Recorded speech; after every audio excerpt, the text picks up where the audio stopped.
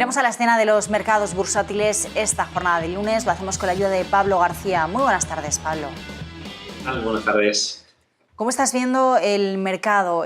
Vemos ahora mismo caídas en Wall Street, vemos tono mixto en Europa, pero también con mayoría de descensos, y todo ello después de que la semana pasada se cerrara, ¿no? Una semana alcista, la mejor semana desde noviembre de 2020 para tanto Wall Street como para Europa. No sé si podemos esperar más correcciones, si se ha descartado lo peor o no, o si todavía, bueno, pues hay que seguir muy atentos. Pues bastante sorprendido, la verdad, porque si tuviera que posicionarme en mercado ahora mismo, incluso con una sesión que había abierto muy tranquila, y cerramos una sesión también el viernes pasado muy tranquila en los mercados europeos, te diría que lo lógico es que esto cayera. Pero los mercados, sin embargo, están demostrando una tranquilidad, yo diría que pasmosa, ¿no? Es decir, los bonos, el rendimiento del bono norteamericano a 2 años ha repuntado con fuerza, ya está por arriba del 2%, es la primera vez desde 2019. Y el Bund, ahora mismo estoy mirando las pantallas, a 0,434, que si recuerdas, hemos comentado muchas veces en Negocios Televisión, que era nuestra estrategia, estar cortos apalancados del Bund, que las tires siguieran subiendo, pero, y abro un paréntesis, no que fuera tan rápido. Es decir, estamos en niveles superando los niveles prepandemia, tanto en bonos, en este caso las tires, como en el equity, como en las divisas, aunque prácticamente el único es el euro, que está a 1,1038, pero la idea es que pueda acercarse más al 1,11,5 de donde venía por dólar, de donde venía, digamos, antes del 24 de febrero. Pero las noticias que nos llegan son muy negativas del conflicto todavía, ¿no? Así que, no sé, sorprendidos, y desde luego en las carteras, que es al final lo que los inversores que están viendo la cadena les interesa, que hacemos los profesionales. Yo todavía en estos niveles, el último tirón de la semana pasada, hemos tenido las carteras no tan largas de equity, aunque sí largos en basic resource, largos en petróleo. Empezamos a tomar algo de bancos de nuevo, pero muy corto, pues de retailers, de autos, etcétera, que seguimos teniendo unas expectativas bastante flojas, porque al fin y al cabo, a pesar de que todo esto ha sido un poco chocante, incluso si analizamos lo que ha dicho el Bundesbank esta mañana, ha sido un lapidario, ¿no? Es decir, lo que ha venido a decir es que viene lo peor, y os leo literalmente 3 frases tan solo. La invasión de Ucrania está dañando la economía de Alemania considerablemente, la fuerte subida de los precios energéticos está dañando el consumo y la producción industrial, y tercera, el rebote económico del segundo trimestre será mucho más débil del anticipado. Con esto, en el plano macro y en el plano micro, que estamos ya viendo en Divacons Alfabel, que analizamos casi 500 compañías europeas, estamos viendo una desaceleración o una bajada de estimaciones de beneficios para no solo el segundo trimestre, sino para todo el conjunto del ejercicio. Así que nuestra apuesta, en conclusión, es relativamente vendedora en lo que es la renta variable y lo que son mercados tras haber conseguido volver a los niveles prebélicos. Mientras parece que en estos compases de la sesión Wall Street se decanta más ya por las pérdidas, estamos observando las caídas de una compañía en concreto, Boeing, que pues parece que no sale del pozo, ¿no? Encadena crisis tras crisis, sean crisis internas de la propia compañía, sean crisis evidentemente pues por el impacto de la crisis sanitaria, ahora también el impacto de la guerra en Ucrania. En este caso, pues hoy estamos viendo cómo descienden los títulos de la compañía tras un nuevo accidente aéreo del que todavía conocemos pocos detalles de cuáles han podido ser las causas, si hay o no hay supervivientes en ese siniestro, pero claro, lo que tenemos es pues una perspectiva bastante sombría para esta compañía. Lo has comentado muy bien. La verdad es que nosotros hemos estado cortos de Boeing desde hace mucho tiempo. Preferimos desde luego Airbus, parece que mucho más segura, que ha ganado incluso el pulso de las entregas y de los pedidos a la norteamericana, y la verdad es que esto es la gota que colma el vaso. De hecho, China Eastern Airlines ya ha anunciado que deja en tierra de manera inmediata todos los Boeing 737 después del accidente esta mañana. Estamos hablando de, a priori, en torno a 130 víctimas, ¿no? Y tan solo 4 meses después de que China reautorizara los vuelos del 737 MAX.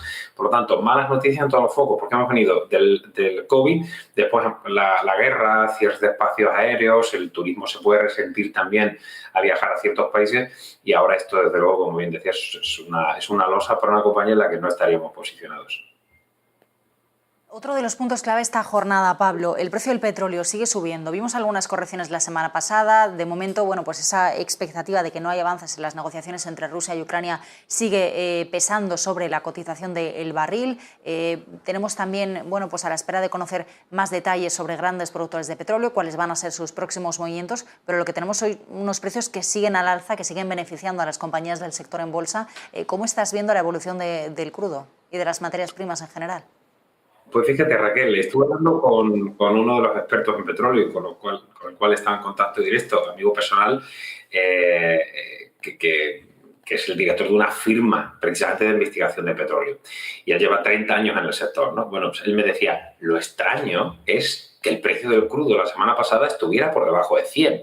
No que ahora vuelva a 115, prácticamente 114 y medio que está cotizando ahora. Es decir, para los profesionales lo extraño que está pasando es que el mercado había adelantado una paz que no estaba llegando y que por lo menos era demasiado optimista. Y el petróleo, pues ya lo hemos visto, llegó la semana pasada a tocar $140 barril, se nos fue por debajo de 100 y ahora vuelve a esos niveles casi cercanos a $115 barril. La verdad es que la OPEP sigue controlando muy bien, o mejor dicho, la OPEP Plus, porque incluye a Rusia. Entonces, es verdad que Estados Unidos ha hecho un órdago diciendo que no va a importar petróleo ruso, es que no lo hacía, es decir, es que el mayor productor de petróleo del mundo es Estados Unidos.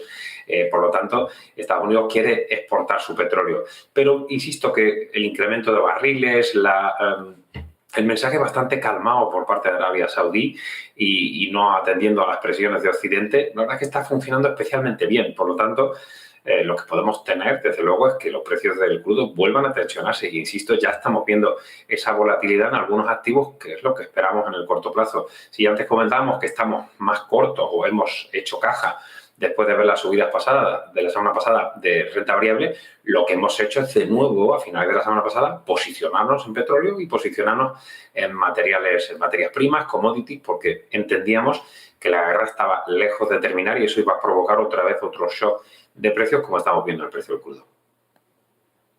En medio de todo este contexto de mercado, sé que es cierto que en las últimas semanas, a raíz de la guerra en Ucrania, estábamos observando pues cómo se calibraba el miedo, llegando incluso a miedo extremo según algunos indicadores. Por ejemplo, el de la CNN nos indicaba pues rangos por debajo de los 20 puntos, que eso ya era miedo extremo. Parece que se suaviza algo más ese miedo, que empezamos a volver a cierta normalidad, aunque sí que es cierto que hablar de normalidad en estos momentos es bastante cuestionable, porque ya no sabemos muy bien a qué atiende ese concepto de normalidad. Pero mientras tanto, más allá también de ver cómo se está recalibrando ese miedo, también estamos muy pendientes de las perspectivas que nos vayan ofreciendo en las distintas compañías, que recordemos, seguimos todavía en plena temporada de calendario de resultados empresariales y, por ejemplo, una de las que va a publicar esta noche al cierre es Nike. Pablo, ¿cómo observas tú, un poco también cogiendo la primera respuesta que nos indicabas, cómo estás observando tú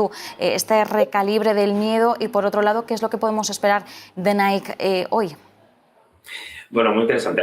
Muchas preguntas en una, vamos a intentar resumir. Por un lado, que comentabas del Fear and Greed, ese miedo codicia, que es el índice que utiliza CNN Business, que a mí me gusta especialmente, y también nosotros tenemos nuestro propio scoring de momentum de mercado, ¿no? La verdad es que es sorprendente, ¿no? Porque yo hace una semana estaba en 16 puntos, de 0 a 100, de Extreme Fear a Extreme Greed, y ahora está en 39. O sea, insisto que no entendemos por qué ha subido con tanta fuerza, ¿no? Así que, por ese lado, prudencia, y nuestro scoring de momentum o de sentimiento de mercado, por intentar traducirlo siempre al castellano, lo que nos está diciendo es mucha prudencia. Hablas de los resultados empresariales. Fíjate que los resultados empresariales del cuarto trimestre en Estados Unidos han sido, yo diría que hasta sorprendente. Más del 78% han publicado mejor de lo previsto. Esta mañana yo en el diario de mercado actualizaba en Europa. Todavía hemos conocido menos, prácticamente llegamos casi a la mitad de los resultados, pero un 61% ha publicado mejor de lo previsto. Pero, como siempre digo, el PER nos mira el precio, la cotización actual respecto a las estimaciones futuras de beneficio. Y es que lo que nos viene a peor son las estimaciones futuras de beneficio. Sí, el numerador sigue funcionando bien y ha recuperado con mucha fuerza, pero las estimaciones, que es el denominador a futuro de estimaciones de beneficios, están cayendo, tiene los dos efectos para que el PER empiece a ponerse especialmente caro para los mercados. O dicho de otra forma, el mercado ha descontado una expectativa que no se van a cumplir, como ya nos adelantan entidades como el Bundesbank, el Banco Central de Alemania. En el caso de Nike, o de Nike, como decimos siempre en España, ¿verdad? Muy complicado. Todos los sectores que están relacionados con el consumo, los retail, a ver, Nike no es Inditex, pero es consumo. Es un consumo, no estamos hablando de lujo, estamos hablando de unas tendencias del mass market, ¿no? Que llamamos. Y no son buenas porque hemos pasado del COVID, ya hemos olvidado Omicron, que tuvimos también problemas de cierres, pero también incluso en Asia hemos tenido esa política cero de COVID que también ha sido muy negativa. Encima tenemos unas tendencias de consumo complicadas, tenemos los precios de las materias primas, cómo lo puedes llevar, los precios finales para mantener los márgenes. Todo están siendo cosas negativas. Dicho esto, en Estados Unidos está mucho más protegido, 2/3 del PIB son consumo, tiene un consumo interno muy potente y Nike a priori tendría que aprovechar esa exposición al mercado norteamericano. Pero, insisto, no serían sectores donde estaríamos, no serían compañías donde estuviéramos tranquilos porque se esperan sorpresas negativas en cuanto a las estimaciones. Ya vimos, insisto, como muestra un botón, aunque no sea el mismo sector, como Inditex defraudó en sus resultados del ejercicio fiscal y las cosas van a ponerse, quizá, pensamos, bastante peor. Pues Pablo García, como siempre, muchísimas gracias por acompañarnos. Vamos a ver si se ponen o no se ponen las cosas peor. De momento, vigilando todos estos activos y empresas. Gracias, muy buenas tardes. Gracias. Gracias, Marta. Te vemos en un ratito. Y mientras tanto, pendientes de esa gira europea en la que sigue